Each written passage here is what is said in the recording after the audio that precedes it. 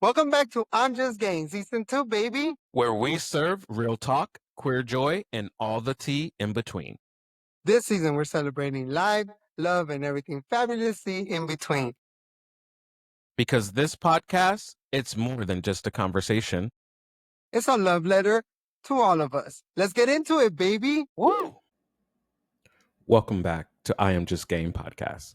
In part one of our conversation with Mr. Dominus, we explored authenticity, love, and what it truly means to live unapologetically. Now, in part two, this conversation dives deeper into polyamory, self mastery, and redefining relationships on your own terms. Get ready because liberation looks like this. Right. So speaking of that and the relationship part and the ability to go out or offer for your partner or whomever to go out and experience those things that are hard nosed or maybe not now for you, what does non-traditional relationships look like for you? Me personally? Yeah, you personally. Like, I'm a poly practicing person. My husband and I are both poly. When I met my husbands, technically, I met Ed, the oldest one, first. He passed away 3 years ago. But I met him and he was with, my current husband in high school. And they had been together for almost 8 years. And I entered a relationship with them. We became an emotionally monogamous throuple, but we had sexual autonomy to kind of go do what we wanted to do as long as everything was open and honest about it. And that was a learning curve for me because I was young and dumb and full of cum, and I just wanted to do what the hell I wanted. And You're like, I knew what I wanted. I knew what I wanted, but I was young. I was 20, and I was 21, and I just wanted to fuck. And the people, I was so fortunate to meet two men that wanted to fuck, but show me that there's more to relationships than just sex, which is all that was on my mind. And they really took the time to teach me that. And I was very fortunate because I could have been, I've met so many young gay men who just get taken advantage of for their physical attributes and then they get discarded when that's no longer available Right. or of use. And that was not my case. My husband instilled life lessons into me. So losing him was very hard. And even for my husband, because that was when he passed, it was his 14-year partner at the time. Oh, wow. So my poly relationship now my poly journey is very different. When my partner died, I had lost so much of what I needed in my relationship that I was so hell bent on changing my current partner into being that. And that was a mistake. And it wasn't until about a year and a half ago where him and I really had a hard conversation and we had to really accept each other. Like, you're not going to be daddy died, and I'm not going to be him. And we have to accept each other for where we're at. Grief is a bitch. And I was, 27, 28 when he died, and I had never lost somebody of that much significance in my life. I had lost grandparents that, I didn't really have relationships with, but that was the first person I had lost that was so close to me. Right. And so, how I dealt with depression and everything was so bad. But I eventually climbed out of that hole, and my partner, my current husband and I, we decided what kind of polyamorous relationship we wanted for us. And we are currently on that journey. We take a very open approach to it because I know a lot of people have rules and it's like, you can't do this, you can't do that, you can't do this. And the bias of my current poly journey is just be open with me about your feelings, and whether we are dating that person together, separately or individually, I want you to experience what you can. And the term compersion comes to mind when I talk about this because I want my husband to have as much fun as possible. I like to experience his happiness. And because if my husband likes eating steak and I can only cook chicken, I'm not going to tell him, well, I only make chicken. You'll never have steak again. Right. If Chef Gordon want to come make you steak, guess what? I'm going to be right there at the table watching him make your steak, and I'm going to watch you enjoy the steak too because I want to see you be happy. And I take that approach to our poly relationships. If someone makes you happy, I want to see you enjoy that. Did the love change when your other partner died? Did it change? Yeah, it did. I'm not gonna lie. Yeah. It changed for the worse in the beginning. I'm not gonna lie. It was hard because Yeah. I didn't know how to deal with that. I didn't. It's one thing losing a mother, like my husband has lost his mother. But losing a partner is so different. The person that you sleep in bed with, you have sexual relationships with, that does they do things for you. You rely on them. Losing somebody like that, and then like my partner for me, like I like daddies. Don't get me wrong. I love me a daddy. So actually, How let's about take your another dad? check in. Let's take another check in. What is a daddy? And To I me, ask that because I mean, there's so many like uses of the term daddy, and so I'm gonna give you the yeah, proper one. Okay, yes, The please y'all can put proper this on school the daddy. us, record. This is the school real us. daddy. Okay. So a daddy is someone who knows how to care and nurture for somebody else. That is what a daddy is. In the gay world, daddies are we assign physical attributes to daddies, and that's okay. You can like what you Right, like, but having a gray beard or being muscular big does not make you a daddy. That just makes you an attractive person. right. A daddy is someone who knows how to nurture and provide care for somebody to allow them to be the best person.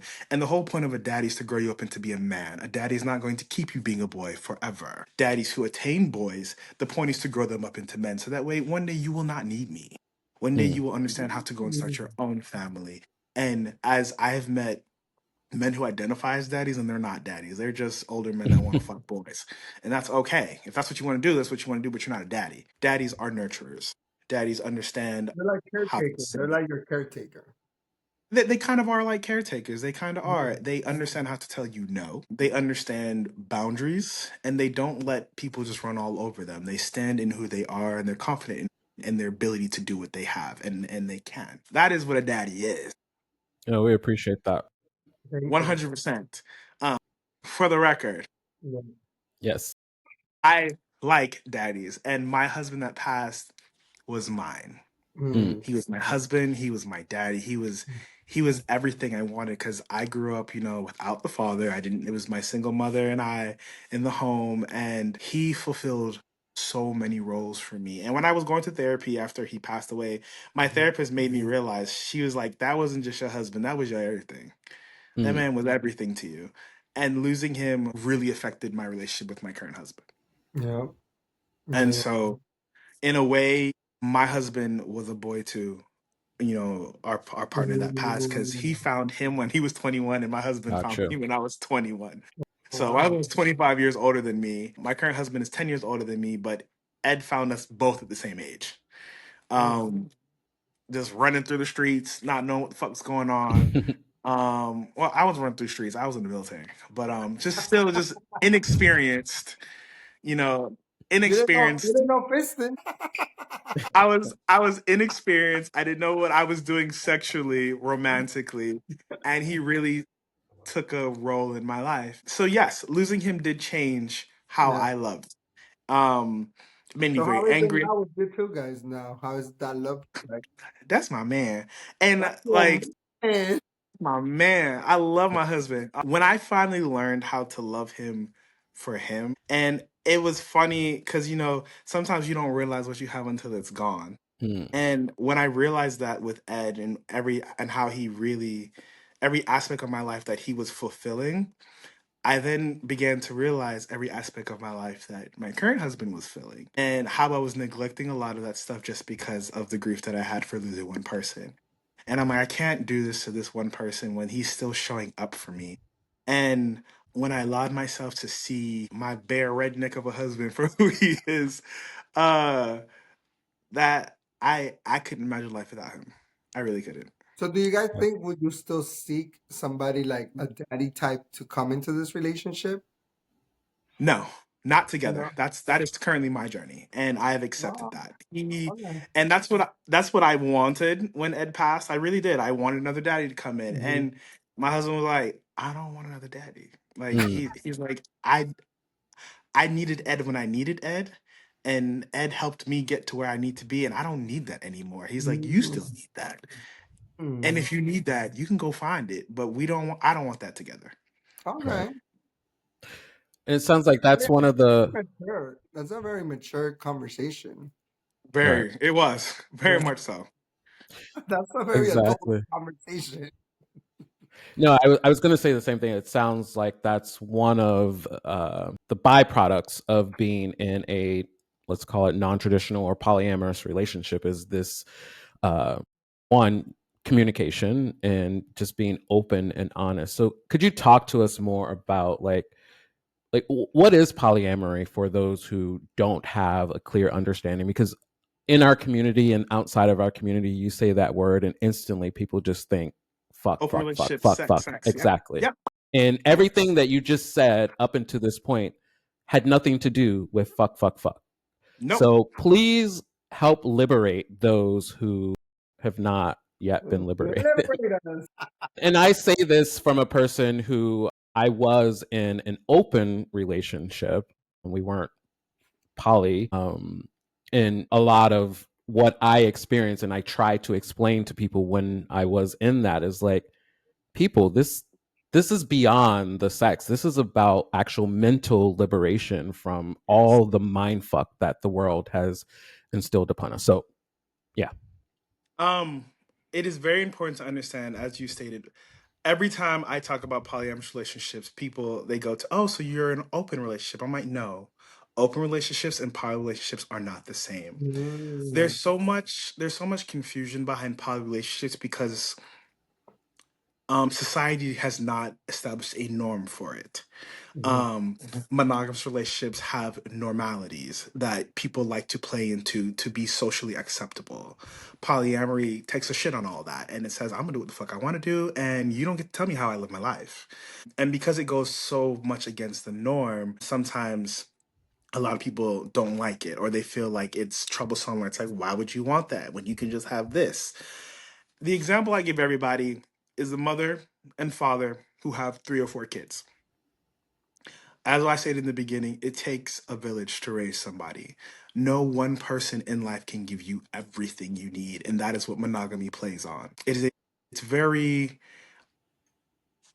I want to say this, monogamy is not bad, but there are certain things you have to accept with monogamy, that the certain things that you need in your life, your partner's not going to be able to give you. And you have to be okay with not receiving those things in certain forms of your life. Right. Like, yeah, your partner may not be able to give you financial advice, and you'll get financial advice, but there may be certain emotional and intimate feelings that you want that your partner can't give you. And if you are okay with loving that person for who they are and dying to self for those things that you need, that's okay. And that is love.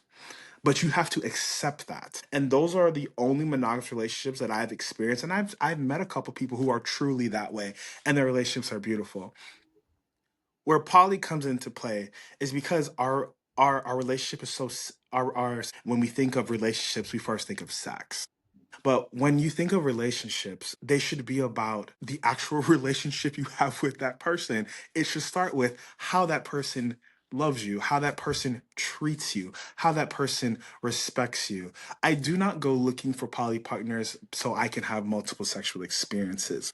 The people who I date polywise are people who I just can't not be around. I want to be around you because I love how I feel around you. I love how you make me feel. I love the respect that we have for each other. I love how we nurture each other. I love how we hold each other accountable. And when I get to this place where I'm like, I want more, then the relationship for poly enters. Is like, how can this serve us within the boundaries of our relationships? So And how do you so, start that? How do you bring somebody into that? Like in this example, like right now, he doesn't want a daddy, and mhm. he wants to bring somebody else into the relationship. He comes to you and he says, "This is so and so. I want him in the Pretty relationship." much. So like he's currently talking to a guy right now, and he's like I like this guy and I like spending time with this guy. My husband is a loner. He's a introvert, and he Mhm. met this guy that has allowed him to go out. He's allowed him to kind of step out of his comfort zone and doing certain things, and I love that for him. And I said, go experience that. You know our rules. And our rules aren't more like you can't do this. It's just like, make sure, this is what I tell people. I don't have rules based like, well, you can't fuck him and you have to, like, no, those aren't the rules I'm talking about. My Mhm. rules in my relationship are just, as much time as you pour into somebody else, just make sure you're doing it evenly across the board. Right. I saw this thing that said that polyamory is for people who have a scheduling kink, and it's really the truth because I don't want to feel neglected, but I'm also not gonna say like, oh, well, you had lunch with him this week, so you need to have lunch with me now. Like, no, Mm. it's not like that. It's just being cognitive of the time that you spend and being intentional with the time that you Yeah, spend with people. give me my place. I think that that sounds like give me my place in this relationship. Like Yes, at the just end as of the long day, as you know where we you have a place. stand, We all have a we're place. Give good. me my place. Like I think that's important in every relationship. Like give me my place. I have a place in your life, and I want this place. So respect that because it's And important for me. and it's not even. I don't even want to say. I don't want to say give you my place. It's like for me, it's not giving my place. It's you know where I stand in your life. And Mm, the biggest thing about me, I'm not gonna fight to be here mm, Right. with anybody. And that goes for my current husband. And he should not have to fight to be in my life. If I mm. truly love this person, I want this person, I'm going to make sure I show up for you and vice versa. And so people always ask me, like, you're not afraid of him like meeting somebody else and like he leaves you? I'm like, no, I'm not afraid of that because if he leaves, that means he wasn't meant to be with me. that's, That's that's, true. that's really how I see it. Holistically love my husband and I feel secure in where I stand with him, but I'm not going to fight him to be in his Yeah, life. yeah, And if it gets to the point where you have to fight someone to be in your life, you have problems. And y'all need to really and that's the other thing that people don't realize when it comes to being in polyamorous relationships is that it's okay for things to end. yeah. Mm, There are seasons for everything. When you especially because sometimes some of these relationships it may transcend time zones, mm, right? Mm. And it may not work for both parties, but even if you are in the same zip code, it's okay that if the relationship wasn't doing what it started in the beginning, and it's okay to learn how to let things go. mm, That is something that you need to understand when mm, coming into polyamory because a lot of us we approach relationships from a sense of they need to last forever. No, they don't, because none of your friendships last forever. None of the Right. foods that you ate when you were mhm, 10 years old, you don't eat now. You don't like them. Your mhm, palate changes. mhm. And if people who are meant to be in your life are meant to stay there, they will. And they will show up and they will change with you. They will grow with you. But everybody's not going to grow with you. And that's okay. So when this guy Absolutely. comes into this relationship now, it's like you have to accept this man also as part of your polyamorous relationship. No, no, hell no. You said I did not have No. to do that. I don't have to do shit that I don't want to do. All I have to do is respect my husband, and all that person has to do is just respect me. And Right. this is the thing: I may not get along with some of my husband's partners, and that's okay. Oh, The okay. biggest thing is respect. We don't have to be buddy buddies. Like I don't expect my husband, and if I meet somebody else, my daddy or my other boyfriend, Mhm, I don't expect y'all to be best friends. I do expect y'all to be able to exist in the same space and to be mhm. respectful to each other. Okay. But he's not for you. He's for me. Okay. And because you love me, you support that he is there for me. It shouldn't be like a cold thing, like they walk in the room and they looking at each other like, hey, like, no, I don't want that. Okay. But you don't have to love everything about that person. I just want you to know that that person loves and respects me and they want as much happiness for me as you want for me. And Okay. that's where the community comes into space. Okay. Like your gym teacher is not gonna treat you just the way your English teacher do. And the Mhm. English teacher and the gym teacher has nothing in common. But guess what? They both want you to graduate. Right. They Yeah, both want you to get the hell about their class and move on and true. continue growing. But they have no commonality. Hmm. Yeah, that's good. Yeah. It's good. Thank you for explaining that for the audience because I didn't understand open relationships with polyamorous relationship. It was very like, you know, it's like in the same space, but they're not I the don't same. even know. I don't think they're the same space at all. You don't think it's the Yeah. same? Okay. Yeah. I No. don't think Like so either. you can't be open and poly. It's either because open does not when you're open, you're not establishing relationships. You're just opening orifices and allowing people to enter them. And that's fine if Mm-hmm. that's what you want to do, but you're not building a community, you're not building a relationship, you're not building intimacy or connection. You're just Mm-hmm. fucking. Just And fuck. that's okay. Yeah, yeah. Poly don't do that because I've had plenty of poly partners where we don't even have sex. Okay. Where the relationship and the intimacy is just enough for the relationship to survive on. sex is not a necessity of a relationship. It is a byproduct that allows people to feel close. Okay. Good. Thank you. Preach. That's explanation for real. We love it. We I love to see. hear I it. see how. No, I see how passionate you get about this, and it's like that's the way I get passionate about things in life. So, like, just to see someone that passionate about, like, really saying, "This is not what this is. This is a place, and this is a place, and I am not just having sex with people. I'm love, and that's where we are. You're loving people. You're Hmm. loving people. You're not having sex with people. You're loving them in this relationship." Yeah. And I have to be careful because I'm easy to fall in love with. Like, I be having these men hooked. Okay. I mean, these people just be Look, loving me. not to toot my own horn. And I'm not even saying that. Like, I'm easy to love. I am so easy to love. And because I know how thin my time is spread, I don't like people falling for me if I don't believe that I can give you the attention you need. And that's something that I have to be responsible for myself. Just because you like me don't mean that I'm gonna be a good person to be in a relationship with you Right. with. That's good. And I'm not just going to give you that just because you want it or you think that's what you want, and you're willing to just take what little time I can give you. If I can't give you what I believe the relationship is worth or what I believe your time is worth, I'm not going to enter a relationship with you, no And matter how that's I feel. fantastic self-awareness. Yeah, Hmm. bro. It's amazing. So I know we're coming up against time. We did want to dive a little bit into your experience, your world as it relates to being in the circuit scene, if you will. So if you could talk to us a little bit about your love for the circuit scene. I'm not a circuit person. Oh my God. I'm going to get canceled. You're like, I It do is not. I do it. This is why I dance.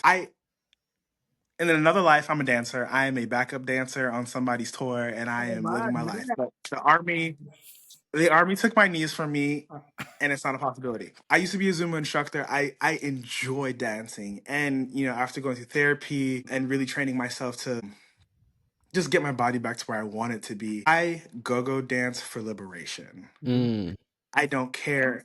I don't make much money from that shit. Like, nobody who's being a go-go dancer is paying their rent. It's not. Okay. Look, You're like like, listen. whether you tip me or not, I like being up there. And it's not for the admiration of other people.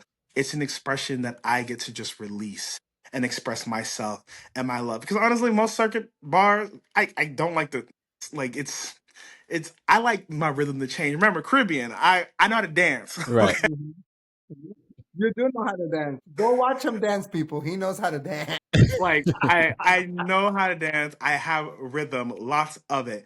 But I like the circuit scene because it allows me to just express myself in a physical form Mhm. where I get self pleasure from. People walking up to me and, telling me A, B, and C. I'm very respectful of it. I'm appreciative of it, but I'm there for me. Okay. I That's really amazing. am. Yeah, no, and I think dancing is a form of liberation. Like we literally just talked about it 100%. at World Pride when we were like at that dance club and we were with Ultranate and like this DJ that like was like that night was like such an amazing night because I felt that music running through my body.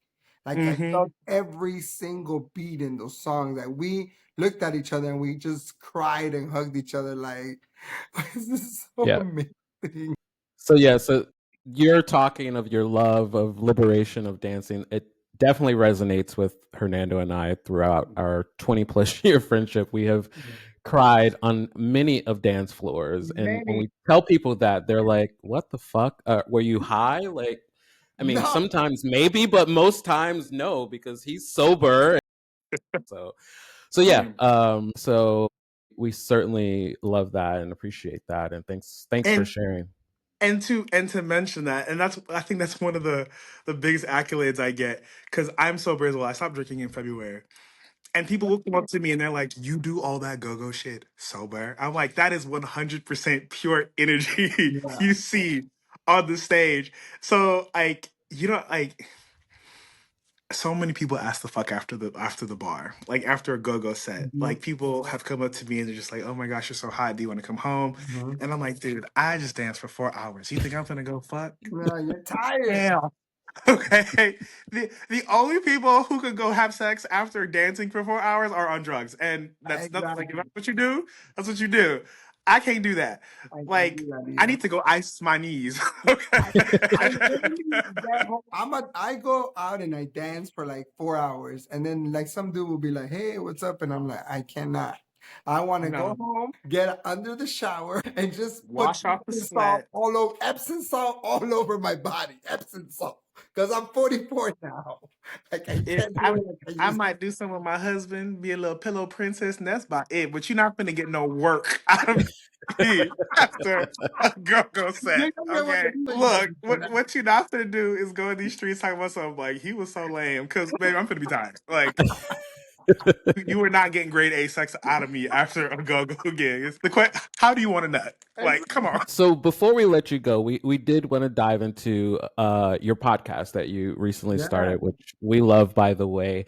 So tell us about your podcast and how can we and our listeners support it?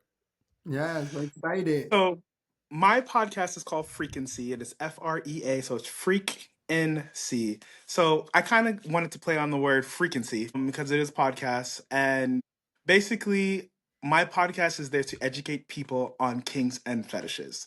So but from a black perspective. And what I was noticing in the community that white people, they have so many avenues to learn. There's Mm, so many avenues for them to participate. Like I really wanted to join a leather club, and one of the clubs that I was considering joining here in DC, when I went to some of their meetups, I was literally the only black person there, and I'm like, when I look at leather groups, they are a brotherhood. It is not just a group of people to just meet up and have sex. And I really wanted to be part of an organization to to experience that family thing, and I didn't like that. And but they had their classes and they had their educational things that they were doing and teaching people about so many fetishes, and um I was experiencing the fact that a lot of black people were coming to me, and in public they're like, I don't want to talk about that, but then they DM me like 2 hours later and be like, so you really did this? And they'd be like, so you were really doing this? Like where did you? And there's so much interest within our black population and POCs where we don't get to do certain things because people see me in the bar, right? And it's, oh, you're a dom, you're masculine, BBC and all that shit gets said, Mhm.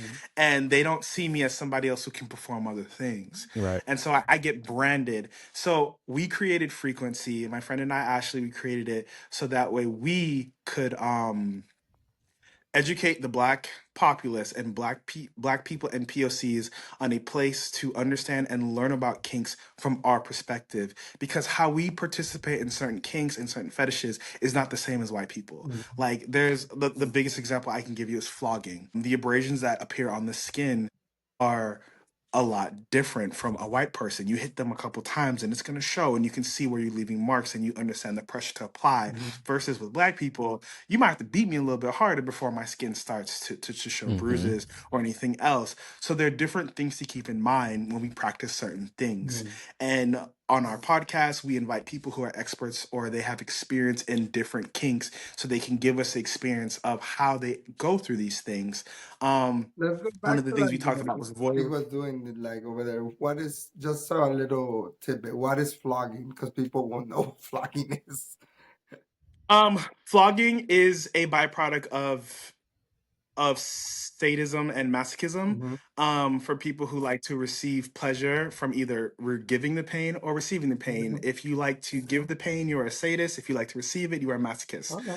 Um, and so it is basically where somebody takes a flogger, which is a braided handle that either has lacerations at the end of it, where they can be cloth, leather, just a compilation of different types of fabric, Hmm. and it's used to make contact with the skin. Hmm. The bigger the surface area, the more impact. Hmm. The smaller, the more sting you're gonna get. So Hmm. it's all in what you're comfortable with. But one of the things, like a great example, voyeurism and exhibitionism.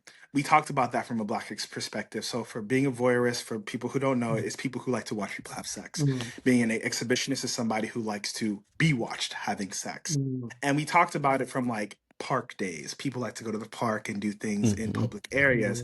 And I'm like, there's different perspectives for Black people, because if you get caught and John and Michael walk this way, and Dante and you know Marcos go this way, they're running after us first, Yeah.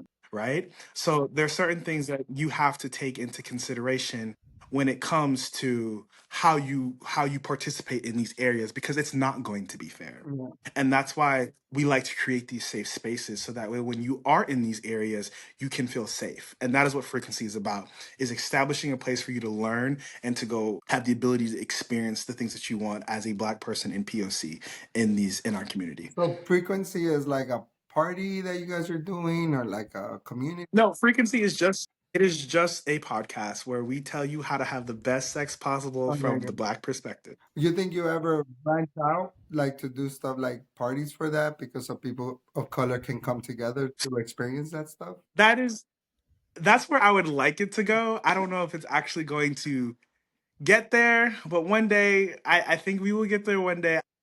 I had a meeting with somebody about that the other day, because I was telling them I would love to, be like Deviant, or just be able to curate sexual environments where people can experience the things that they want, but in a very like intentional and communicative way. Yeah. And I Right. think that's what I'm trying to.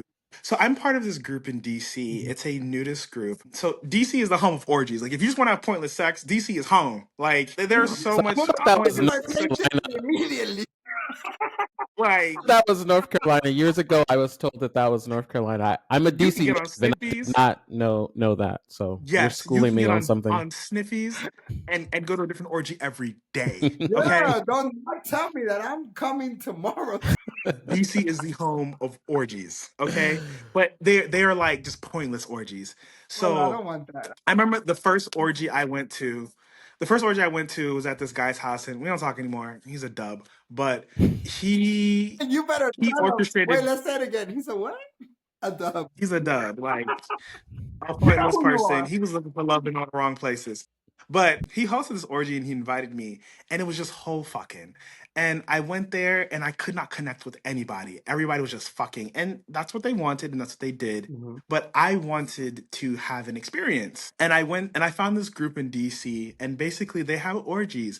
But the first 2 hours of every orgy is mandatory communication. I So like love everybody that. gets naked, everybody is in this room, they have snacks, they play games, and the first 2 hours is everyone's just being social. Oh, Everyone's that's naked, cool. socializing, and then after the first 2 hours, a playroom opens. And after you've established, relationships with people, you can go do whatever you want to do. Mhm. Because it's not just, I just saw you from across the room and I'm going to put my assumptions on what I believe you want to do with me. You've had time to communicate with Yeah, yeah, people. yeah. And I love going to their events, but I want to figure out, I don't want to just, to answer your question, if Frequency were to ever have, those type of parties, I want it to be in a way where people can communicate. I don't just want to open up a room Yeah. for people to have sex. Right. No, I but want it to be well definitely lit. we want to hear more. Mention that also and put it in our tagline about those groups that you're part of, because they're important for people to know where to go. Like I would be interested in doing that. Sounds like such a loving experience, like talking to It people really and is. having sex with people to connect, not to sex with connection is so different than just sex. Sometimes I'm like Without it, in a yeah. dog room and somebody touches my ass, and to me, I still get that like afraid feeling, like ugh, like I like, and then I'm like, okay, How man, dare you? like, but like when That happened to me in a dark room in the Heretic in Atlanta. I had this, I'm 5'10", right? His dick came up to my shoulder. I don't know how tall this man was. He was so tall. And I'm walking in the dark room and I feel this wet, big old dick just slap my deltoid. And he looks at me and he's like, "You want to fuck?" And I was like, "What the fuck is that?" I said, "Why is your dick so wet?" And he was just like, "I just fucked somebody." I was like, no, No, thank no. you, no, I, thank you, "No, sir." but literally, like it's like my heart beats a little bit, but like I'm a very like, oh, wait, who are you? I want to see your face a little bit. I don't just want to fuck. I like kiss. I Yeah. like Oh making no, there's out. no Like kissing. foreplay There's is no kissing in important to those. my sexual There's no experience. kissing in those places. It's like putting your dick in my They're just like bend over, open Yeah, up your ass pretty cheek. much that's what he did. He literally bent me over, and it's like I'm like, whoa, yo, what's your name first? Like, buy me a drink. Nothing. Buy me a drink or something. I don't do well in dark rooms because I'm the person in the dark room that after I fucked you, I'm like, hey, here's my number. Not for like, not for look, I'm not giving it to them because I want to communicate. Yeah, I'm a more of a person that's just like, I am aware of what happens in dark rooms and the exactly. aftermath of dark rooms. So you're like, hey, I want to be able to contact you if anything happens because No, I always go get Yeah, checks yeah. You have after I go you into have dark to. rooms. So I always like to establish some sort of communication. So if anything, if I'm at risk of anything, I can identify or be able to identify the partners Let me that tell I've you, had sex with. I do see And that. that's not a thing in dark rooms. They don't like that. They I'm just a want little like, anonymity to just do what they want. you want to give me your number after you just okay. Like I don't do it after. I don't do it like in the dark. Like literally, my husband and I fucked some guy in the dark room once, and I literally waited outside the dark room for him to leave, just to be like, "Hey, this is my name. This is my social media.